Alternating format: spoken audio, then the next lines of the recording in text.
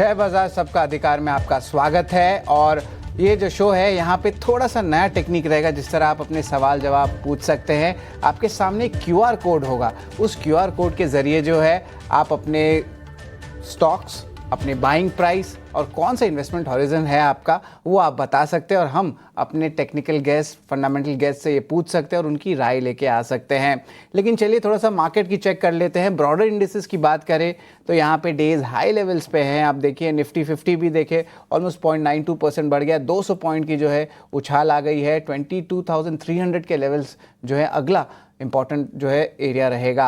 अब Nifty bank की भी बात करें तो यहाँ पे भी लार्ज बैंक्स है, यहाँ पे अच्छी कंट्रीब्यूशन आ रही है। कोटक महिंद्रा बैंक पे भी जो है इंपॉर्टेंट अप मूव्स देखने मिल रहे हैं। और ब्रॉडर इंडेक्सेस की भी बात करें तो यहाँ पे एक अच्छा movement Nifty mid cap 100 index और निफ्टी स्मॉल कैप 100 इंडेक्स में देखने मिल रहा है।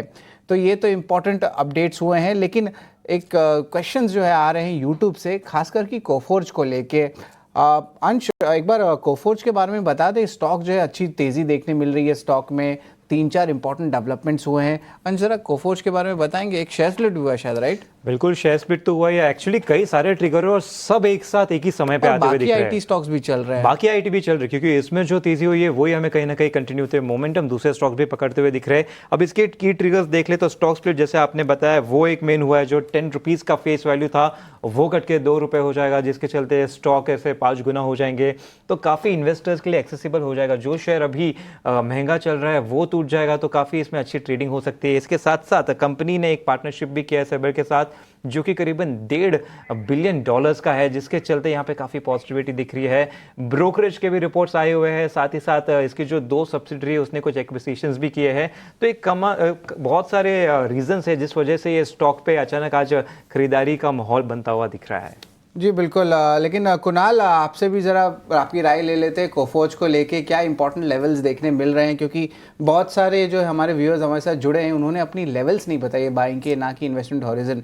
बट टेक्निकली देखा जाए तो 2 राय दे दीजिए आप। एक तो आप दीजिए कोफोर्ज के ऊपर और निफ्टी आईटी इंडेक्स के ऊपर। इन दोनों पे जो है शॉर्ट टर्म लेवल्स क्या लग रहा है, ज़रा बताएँ।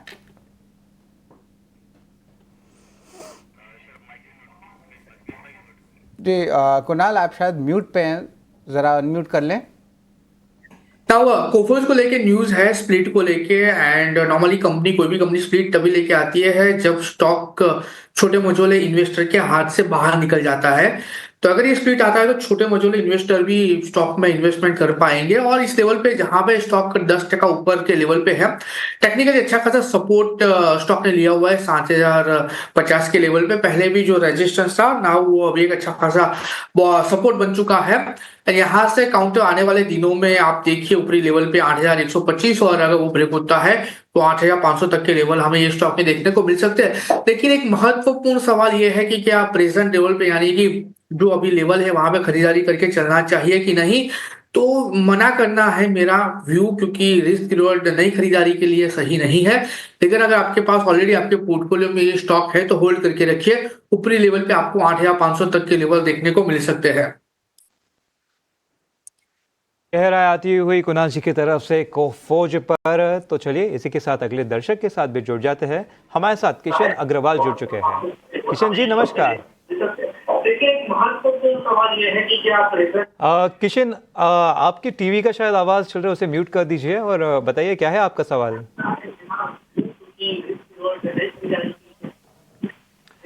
किशन, क्या आपको मेरी आवाज आ रही है? ठीक है, चलेगा। उनकी आवाज़ हम तक पहुंच नहीं पा रही, लेकिन उनका सवाल हम तक पहुंच गया है। कुणाल जी, आपके पास ही आऊँगा। ज़रा आईओसी देखिए, इन पर इनकी खरीदारी है। 1600 स्टॉक्स होल्ड कर रहे हैं 130 के भाव से।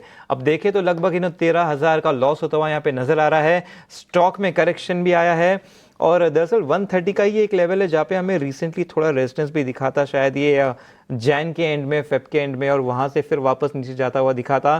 तो स्टॉक अब नीचे ही ट्रेड कर रहा है। 2 सेशन में अच्छी खासी खरीदारी हुई है। तो बताइए यहाँ पर आपकी क्या राय बन रही है?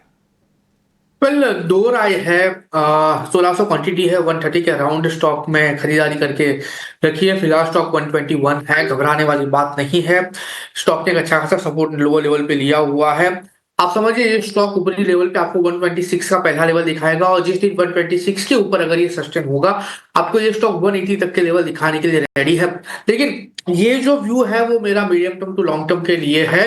लेकिन इसमें एक और अच्छी बात है, Indian IOC Indian oil corporation अच्छा खासा डिविडेंड पे भी करती है अपने इन्वेस्टर्स को, अपने शेयरहोल्डर्स को, तो उसका भी बेनिफिट आने वाले दिनों में आपको देखने को मिल सकता है। तो घबराने वाली कोई बात नहीं है। 126 के ऊपर आपको आपके लेवल मिल सकते हैं और दूसरा आने वाले दिनों में अच्छा खासा डिविडेंड भी आपको ये कंपनी दे सकती है। और राइट, चलिए, तो आईओसी पर आप ये सलाह दे रहे हैं। इस बीच उदय शंकर साहब हमारे साथ फोन लाइन पर हैं। सर नमस्कार, क्या हालचाल, कहाँ से बोल रहे हैं? हाँ नमस्ते मैडम, नमस्ते मैडम। मैं मैडम हासन से बोल रहा हूँ, कर्नाटक से। कर्नाटका से। बताइए सर, कैसे आपकी सहायता कर सकते हैं? मैडम मेरे पास टाटा स्टील के 1010 शेयर है, ओके। 158 रुपए के खरीद पे, वो भी एवरेज करके आया ये रेट है। ओके, आपका एवरेज प्राइस है। अभी हाँ, अभी तो पूरा गिर रहा है, तो मुझे क्या करना चाहिए? मैं 3 से 1 ईयर के लिए, 3 मंथ से 1 ईयर के लिए होल्ड कर सकता हूँ। सर यहाँ पर आप कितना समय देना चाहेंगे? 3 मंथ टू 1 ईयर, बीच में मैक्सिमम 1 ईयर तक। मैक्सिमम 1 ईयर तक आप समय देना चाहते हैं, ठीक है। हाँ। कुणाल, एवरेज प्राइस इनकी 158 ये बता रहे हैं।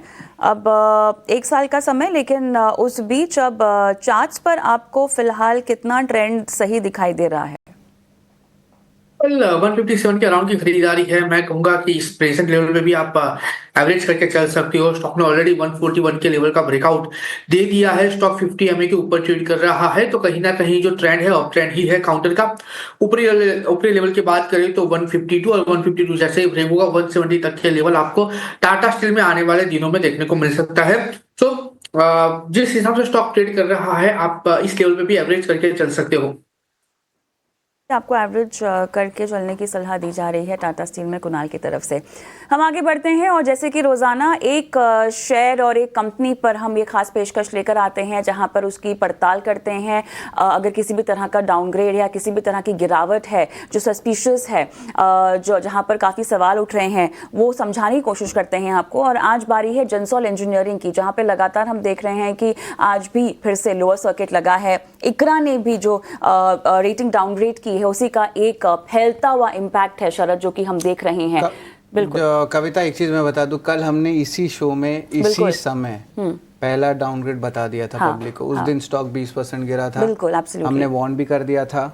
अब देखिए ओवरनाइट जो है डेवलपमेंट आई है इकरा को लेके, और यहाँ पे देखे तो यहाँ पे जो है डिफॉल्ट कर दिया, और ये 2000 करोड़ रुपए 2000 करोड़ रुपए से ज्यादा का जो है बैंकिंग फैसिलिटीज, लॉन्ग टर्म लीजिए, शॉर्ट टर्म लीजिए, सब में डिफॉल्ट घोषित करा रही है। लेकिन जो डर का जो बात है, वो 2 बात सामने इकरा ने लाया, वो सबसे इम्पॉर्टेंट है। उन्होंने कहा है बहुत सारे डॉक्यूमेंट्स होते हैं जहाँ पे आप लोन सर्विसिंग करते हैं, तो यहाँ पे कंपनी कह रहे हैं कि इन्होंने फॉल्सिफाई किया है इस कंपनी ने, और इसके कारण 2 इश्यूज रेज होते हैं। एक कॉर्पोरेट गवर्नेंस का, दूसरा होता है कंपनी के खुद के लिक्विडिटी इश्यूज का। आज इकरा का आया था, एक दिन पहले यानी कि मार्च 3 को जो है केयर रेटिंग्स ने भी डाउनग्रेड कर दिया था long term short term banking facilities को डिफॉल्ट स्टेटस पे।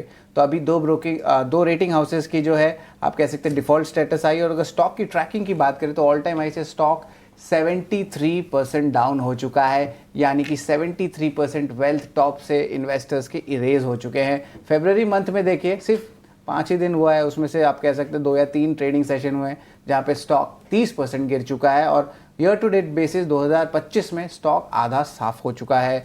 तो इन जो इंपॉर्टेंट पॉइंट्स है इसको ज़रूर फोकस में रखिए। और ऑफकोर्स अभी भी सवाल उठ रहे हैं कि कंपनी के शेयर प्लेस जो है प्रमोटर के वो हाई लेवल्स पे हैं, उनकी जो इन्वेस्टमेंट हुई ईवी आर्म में वो बैलेंस शीट में प्रेशर दे रही है। तो ऑफकोर्स अभी भी बहुत सारे क्वेश्चंस हैं जो कंपनी को आंसर करनी होगी। एब्सोल्युटली, यहाँ पर काफ़ी सारे सवाल तो खड़े हो रहे हैं, लेकिन इस बीच अब जो लोगों को फंसा हुआ महसूस हो रहा है कुणाल, अब उनके लिए आप क्या सलाह देंगे?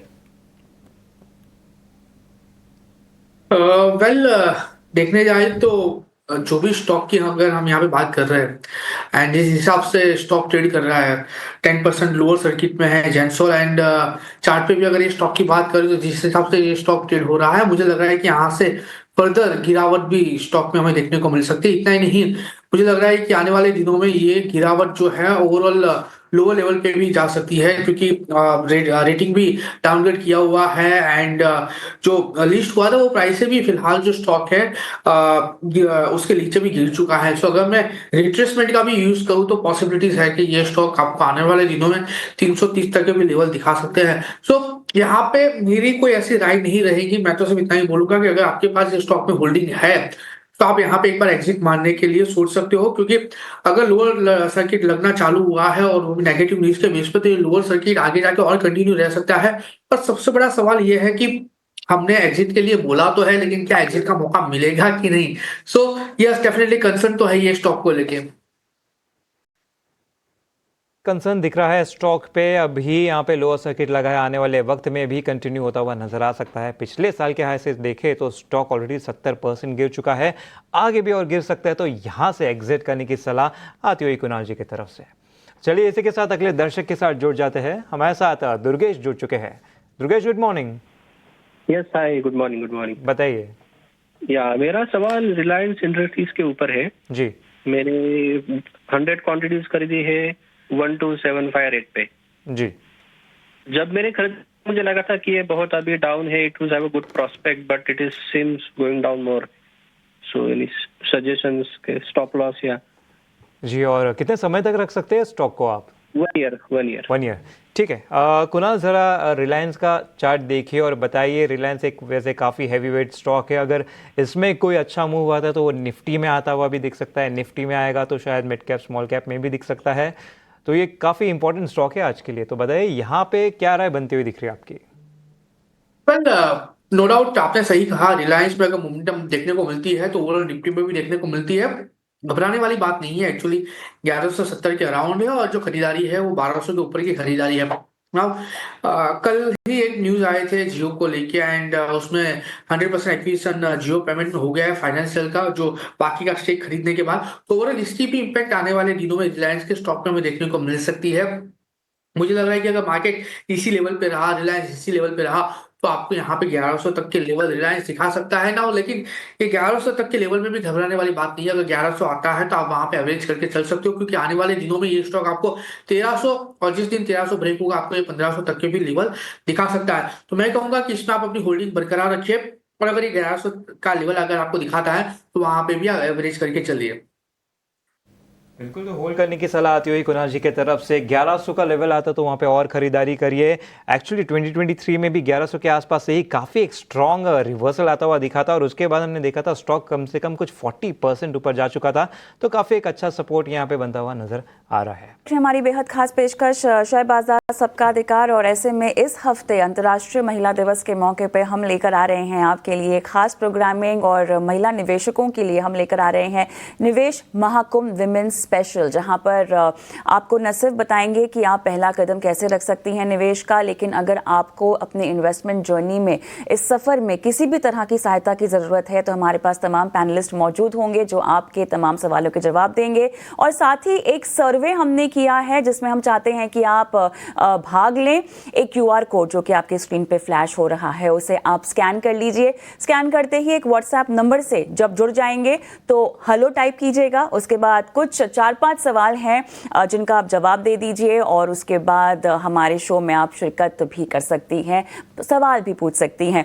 बताते हैं आपको हमारे साथ कौन बड़े बड़े मेहमान होंगे जो इस शो में आपकी सहायता करेंगे और चर्चा करेंगे महिलाओं निवेशकों के ट्रेंड के बारे में और अब तक के उनके सफ़र के बारे में, जहां पर हम देख रहे हैं कि एक नया ही निवेश का रुझान आता हुआ दिखाई दे रहा है। तमाम जो भी हमारे मेहमान हैं उनके नाम के साथ साथ एक और बार QR कोड जो कि आपके स्क्रीन पर हम फ्लैश कर रहे हैं इसे स्कैन कर देना होगा। और देखिए हमारे साथ एम्फी चेयरपर्सन और HDFC AMC के MD CEO जुड़ेंगे और साथ ही रिया नथानी क्वांटम म्यूचुअल फंड से अमीशा वोरा जो कि बताएंगी शेयर बाजार में भागीदारी कैसे बढ़ रही है। स्क्रिप्ट बॉक्स की भी सुजाता हमारे साथ जुड़ेंगी। इसी तरह कई तरह मेहमान हैं जो आपके सवालों के जवाब भी देंगे और बारीकियां कि महिलाएं कैसे अपने सफर में आगे बढ़ सकती हैं। धीरेन्द्र कुमार वैल्यू रिसर्च से और हर्षवर्धन रुंगटा जो कि लाइव जुड़ेंगे हमारी महिला दर्शकों के साथ भी। तो जरूर हमारी इस पेशकश को आप देखिएगा और सर्वे के पोल में भी भाग लीजिएगा।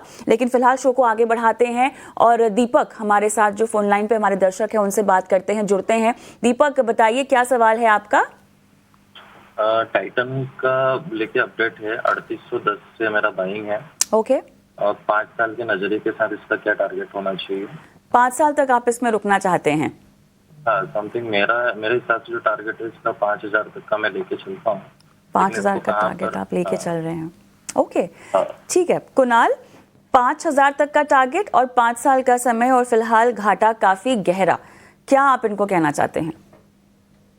पर अच्छा खासा समय उन्होंने लेके रखा है 5 साल का, और उन्होंने ऑलरेडी 5000 के टारगेट की भी बात की है। मैं सैल्यूट करता हूं उनको, क्योंकि कहीं ना कहीं उन्होंने भी अच्छी खासी स्टडी की होगी तभी स्टॉक में इन्वेस्टमेंट किया होगा।